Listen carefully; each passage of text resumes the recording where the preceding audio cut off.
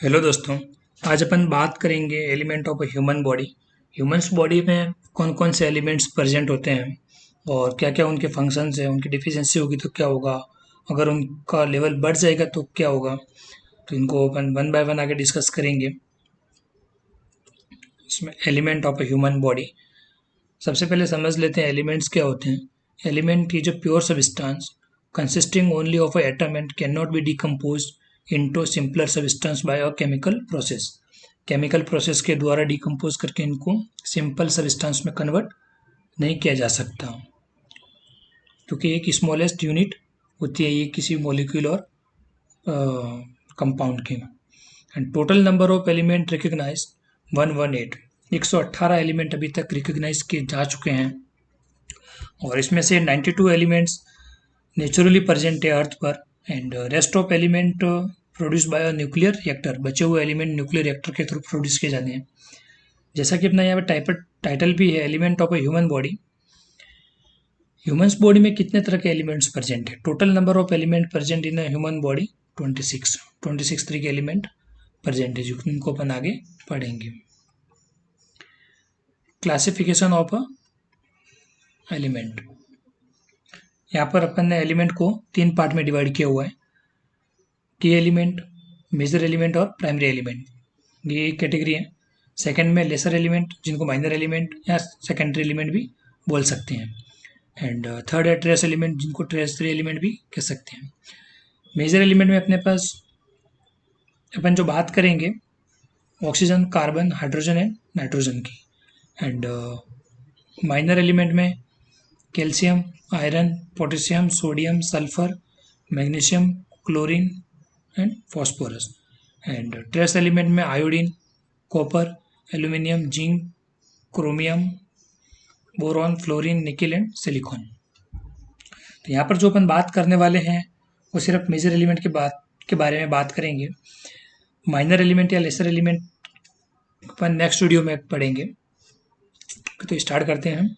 Major element, major chemical element of human body, oxygen, hydrogen, nitrogen and carbon, जैसा कि अपन ने देख लिया है। यहाँ पे आपको ध्यान रखना है ऑक्सीजन एंड नाइट्रोजन दोनों ही डाई एटम है, ये सिंगल फॉर्म में प्रेजेंट नहीं रहते हैं। एंड हाइड्रोजन एंड कार्बन ये सिंगल एटम है। मेजर एलिमेंट का टोटल परसेंटेज 96% है, जिसमें ऑक्सीजन का 65%, हाइड्रोजन का 9.5%, नाइट्रोजन का 3% एंड कार्बन का 18.5%। तो अपन वन बाय वन स्टार्ट करते हैं। इसमें सबसे पहले ऑक्सीजन पढ़ते हैं। ऑक्सीजन के क्या क्या function? Function of oxygen, used for storage of chemical energy, chemical energy को बॉडी में स्टोर करने के लिए इसका यूज होता है। और ये स्टोर होती है सेलुलर रेस्पिरेशन के थ्रू। अब सेलुलर रेस्पिरेशन क्या होता है इसको अपन आगे डिटेल में पढ़ेंगे। Part of a water, oxygen यहाँ पर भी प्रेजेंट है, जनरेट एटीपी। आपको पहले ये पता होना चाहिए एटीपी और एडीपी का फॉर्मूला क्या है। एटीपी एंड इन दोनों में सिर्फ 1 फॉस्फेट ग्रुप का डिफरेंस है। एटीपी में एडेनिन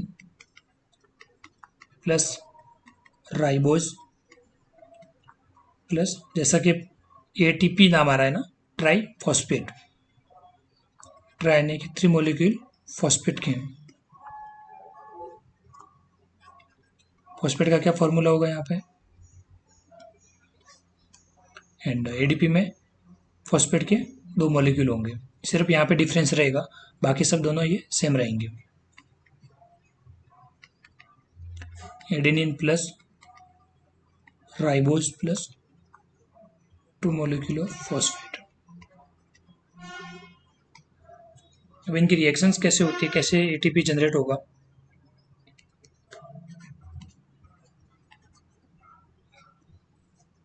एटीपी प्लस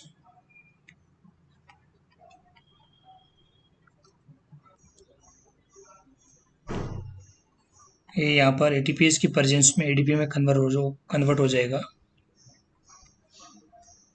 एटीपी और H2O मिलके ईडीपी में कन्वर्ट होगा और एक फॉस्फेट ग्रुप सेपरेट हो जाएगा और एनर्जी प्रोड्यूस होगी।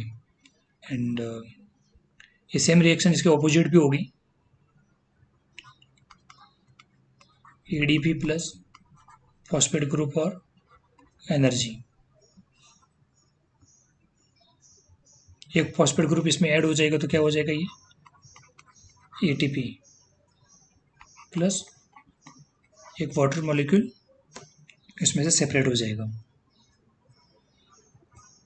And deficiency of oxygen in blood, blood में ऑक्सीजन की कमी हो जाएगी तो क्या होगा, एक सिम्टम जो कॉमन दिखने को मिलेगा वो blues colour of skin, skin का कलर ब्लू हो जाएगा। और ऑक्सीजन की डिफिशियंसी को हाइपोक्सेमिया या हाइपोक्सिया भी बोलते हैं, जिसमें shortness of breath and low level of oxygen in blood. एक डेफिनेशन है इसका, एक अपन बात कर रहे हैं कि क्या होता है इसमें और क्या कॉजेज हो सकते हैं हाइपोक्सेमिया के। इसमें इंटरनल फैक्टर भी हो सकता है और एक्सटर्नल फैक्टर भी हो सकता है। इंटरनल में asthma, emphysema and bronchitis, and external में हायर लोकेशन एंड सफोकेशन, इनकी वजह से हाइपोक्सेमिया हो सकता है। एंड अगर ऑक्सीजन का लेवल बढ़ जाएगा तो क्या होगा, higher level of oxygen in blood, तो हाइपरऑक्सिया होगा, excess supply of oxygen in blood. Higher level of oxygen in blood can lead to oxygen toxicity, oxygen toxicity हो जाएगी। क्या होती है ऑक्सीजन टॉक्सिसिटी, के दो तरह की है, दो तरह से इसको डिवाइड किया हुआ अपन ने यहाँ पे, सीएनएस टॉक्सिसिटी एंड ऑक्यूलर और पल्मोनरी टॉक्सिसिटी। सीएनएस टॉक्सिसिटी में जो सिम्टम्स या साइन देखने को मिलेगा वो ग्रैंड मॉल सीजर्स है, जिसको टोनिक क्लोनिक सीजर्स भी बोलते हैं। ये क्या है, violent contraction of muscles, muscles का वॉयलेंट कॉन्ट्रैक्शन होगा और पेशेंट जो होगा वो अनकॉन्शियस हो जाएगा इसमें। एंड ऑक्यूलर और पल्मोनरी टॉक्सिसिटी में respiratory problem, myopia, damage cell membrane and irritation trachea. Myopia क्या होगा, जिसमें नियर का क्लियर दिखाई देगा और दूर का दिखाई नहीं देगा। सेकेंड है नाइट्रोजन, नाइट्रोजन के क्या क्या फंक्शन है, make amino acid in our body which is convert in a protein, amino acid बनाने में ये हेल्प करता है। और बाद में जब बहुत सारे एमिनो एसिड जिनको अपन मोनोमर्स भी बोलते हैं, मोनोमर्स ऑफ प्रोटीन, वो सब मिलके प्रोटीन में कन्वर्ट हो जाएंगे और इनको प्रोटीन भी बोलते हैं। मोर देन अगर 100 मॉलिक्यूल हैं, मोर देन 100 एमिनो एसिड, तो उसको प्रोटीन ही बोला जाएगा। And make a nucleic acid which turn into DNA and RNA, nucleic acid को बनाने में ये हेल्प करेगा और जो बाद में डीएनए और आरएनए में कन्वर्ट हो जाएंगे। इनको अपन सब डिटेल में आगे पढ़ेंगे। And part of organic molecule, जैसा कि मैंने एक एग्जांपल देख लेते हैं ऑर्गेनिक मॉलिक्यूल का कैसे, जैसे कि एमिनो एसिड का ही देख लेते हैं अपन।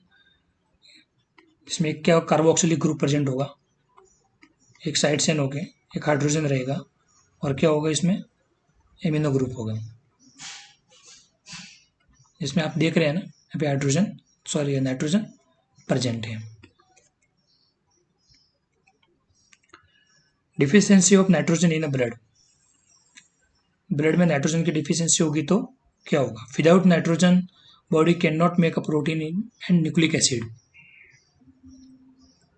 एमिनो एसिड जैसा कि मैंने बात कर ली अभी, जैसे प्रोटीन नहीं बन पाएगा and protein and nucleic acid नहीं बनेगा तो क्या होगा, एनर्जी का लेवल डिक्रीज हो जाएगा। एंड और क्या सिम्टम्स देखने को मिलेंगे, reduce body muscles, reduce metabolic reaction. ये सारे जो अपन जो बात कर रहे हैं ये सब एक दूसरे से मतलब कनेक्ट हैं। And increase susceptibility to severe infection, अगर प्रोटीन और न्यूक्लिक एसिड, प्रोटीन और न्यूक्लिक एसिड का अगर फॉर्मेशन नहीं होगा तो क्या होगा, एनर्जी लेवल रिड्यूस हो जाएगा और वीकनेस स्टार्ट हो जाएगी। अगर वीकनेस स्टार्ट होगी तो बहुत सारी इन्फेक्शन और डिजीज होने के चांसेस बढ़ जाएंगे। And fainting and weakness and alter skin colour. Higher level of nitrogen in blood, blood में अगर नाइट्रोजन का लेवल बढ़ जाएगा तो क्या होगा, atmospheric environment produce a more pollutants such as ozones and ammonia, ammonia और ओजोन्स का लेवल बढ़ जाएगा and higher ammonia level in body can lead to a serious health problem such as brain, liver and kidney damage.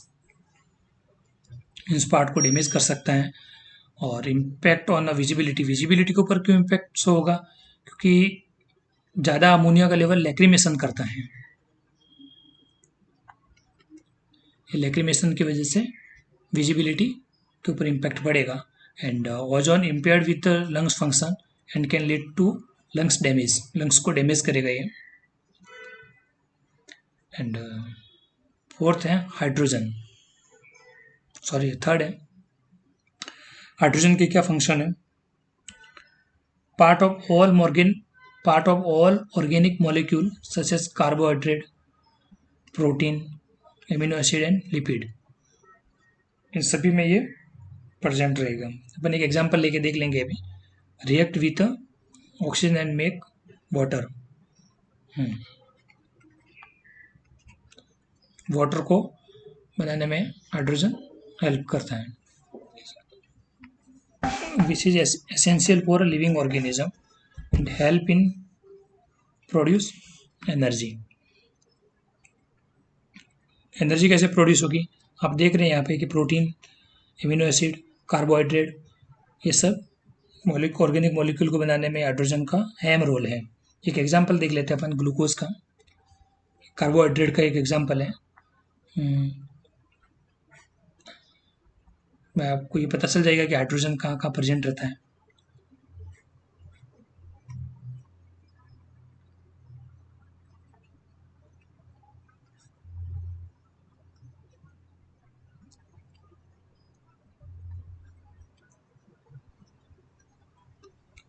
CH2 ऐसे ही यहाँ पे. And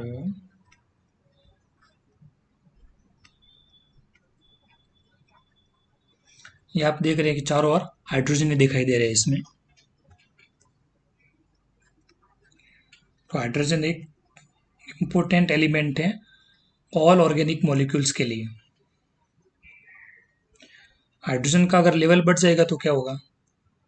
hydrogen is a asphyxiant gas, cause unconsciousness और death by suffocation. एक asphyxiant gas है जो oxygen को displace कर देगी.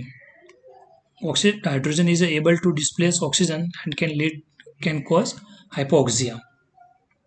और यहाँ पे हाइपोक्सिया हो जाएगा सफोकेशन की वजह से, क्योंकि ये हाइड्रोजन ऑक्सीजन को डिस्प्लेस कर जाएगा.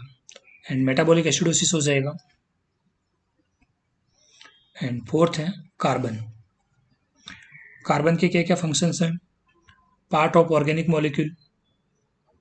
And carbon is the basic building block required to form a protein, carbohydrate, fat and nucleic acid. जैसे कि अपन ने अभी ग्लूकोज के एग्जांपल में देख लिया था. हाइड्रोजन के साथ साथ हाइड्रोजन के साथ में नहीं, कार्बन ऑर्गेनिक मॉलिक्यूल के लिए बहुत ही इंपॉर्टेंट एलिमेंट है. और form of protein, carbohydrate and fat और न्यूक्लिक एसिड, इनके फॉर्मेशन में भी इनका अहम रोल है. ये सारे ऑर्गेनिक मॉलिक्यूल ही हैं वैसे. Stored chemical energy through cellular respiration. And carbon play a major role in regulate in the physiology of the body. Physiology में इसका अहम रोल है, क्योंकि ये सब ऑर्गेनिक मॉलिक्यूल में अगर मेजर रोल प्ले कर रहा है तो फिजियोलॉजी में भी इसका कहीं ना कहीं इन्वॉल्वमेंट रहेगा ही. और major role in regulate the physiology of the body and participate in all chemical reaction. Carbon की डिफिशियंसी होगी तो क्या होगा. मेटाबॉलिक एसिडोसिस हो जाएगा. बॉडी में too much acid and increase acid level in the blood and ketoacidosis हो जाएगा ये. And higher level of carbon का अगर लेवल बढ़ जाएगा तो क्या उसको बोलते हैं हाइपर कार्बिया या हाइपर कैप्निया. जिसमें जो सिम्टम्स देखने को मिलेंगे वो breathing disorder, headache, dizziness and loss of consciousness. तो ये चारों मेजर एलिमेंट थे जो अपन नेक्स्ट वीडियो में बात की है. बाकी के जो बचे हुए एलिमेंट है वो अपन नेक्स्ट वीडियो में बात करेंगे. Thank you for watching our videos and giving your precious time. Thank you so much.